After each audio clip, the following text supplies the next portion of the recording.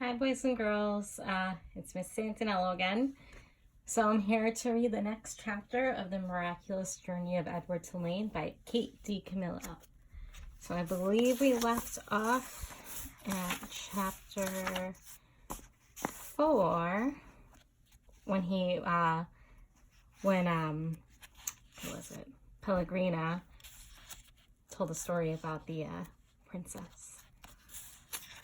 Remember, it ended. I always like to read the last paragraph before I move on. It says, and then he remembered Pellegrina's description of the beautiful princess. She shone as bright as the stars on a moonless night. For some reason, Edward found comfort in these words, and he repeated them to himself, as bright as the stars on a moonless night, as bright as the stars on a moonless night, over and over until at last the first light of dawn appeared. Chapter 5. The house on Egypt Street became frantic with activity as the Tulane family prepared for their voyage to England. Edward possessed a small trunk and Abeline packed it for him, filling it with his finest suits and several of his best hats and 3 pairs of shoes, all so that he might cut a fine figure in London.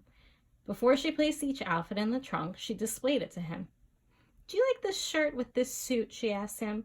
"Or would you like to wear a black derby? You look very handsome in it. Shall we pack it. And then finally, on a bright Saturday morning in May, Edward and Abeline and Mr. and Mrs. Tulane were all on board the ship, standing at the railing. Pellegrina was at the dock. On her head she wore a flappy hat strung around with flowers. She stared straight at Edward. Her dark eyes glowed. "Goodbye," Abeline shouted to her grandmother. "I love you." The ship pulled away from the dock. Pellegrina waved to Abeline. "Goodbye, lady," she called. "Goodbye." Edward felt something damp in his ears. Abeline's tears, he supposed. He wished that she would not hold him so tight. To be clutched so fiercely often resulted in wrinkled clothing. Finally, all the people on land, including Pellegrina, disappeared. Edward, for one, was relieved to see the last of her. As was to be expected, Edward Tulane exacted much attention on board the ship. "What a singular rabbit," said an elderly lady with 3 strings of pearls wrapped around her neck. She bent down to look more closely at Edward. "Thank you," said Abeline.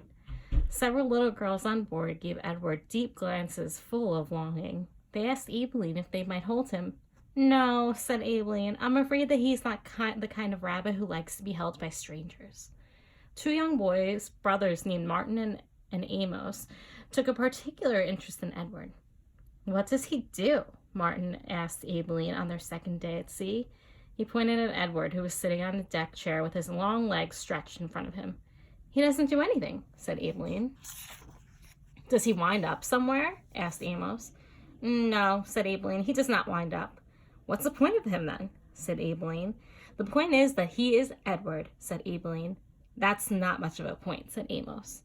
"It's not," agreed Martin, and then, after a long, thoughtful pause, he said, "I wouldn't let anybody dress me like that." "Me neither," said Amos. "Do his clothes come off?" asked Martin. "Of course they do," said Abeline. "He has many different outfits, and he has his own pajamas, too. They are made of silk." Edward, as usual, was disregarding the conversation. A breeze was blowing in off the sea, and the silk scarf wrapped around his neck billowed out behind him. On his head he wore a straw boater. The rabbit was thinking that he must look quite dashing. It came as a total surprise to him when he was grabbed off the deck chair, and first his scarf and then his jacket and pants were ripped from his body. He heard his pocket watch hit the deck of the ship, and then, held upside down, he watched the watch roll merrily toward Abeline's feet. "Look at him," said Martin. "He's even got underwear." He held Edward aloft so that Amos could see. "Take it off," shouted Amos. "No!" screamed Abeline.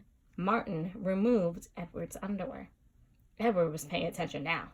He was mortified. He was completely naked except for the hat on his head, and the other passengers on board the ship were looking at him, directing curious and embarrassed glances his way. "Give him to me!" screamed Abeline. "He's mine!" "No," said Amos to Martin. "Give him to me." He clapped his hands together and then held them up open. "Toss him," he said. "Please," cried Abeline, "don't throw him. He's made of china. He'll break." Martin threw Edward.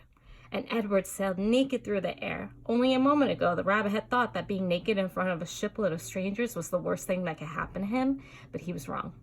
It was much worse, being tossed in the same naked state from the hands of one grubby, laughing boy to another. Amos caught Edward and held him up, displaying him triumphantly. "Throw him back," called Martin. Amos raised his arm, but just as he was getting ready to throw Edward, Aileen tackled him, shoving her head into his stomach and upsetting the boy's aim. So it was that Edward did not go flying back into the dirty hands of Martin. Instead, Edward and Tulane went overboard. And so it begins. So I'm going to try to read the next chapter and hopefully have it uploaded for you tonight. All right, I hope you guys enjoyed chapter 5. I'll see you later.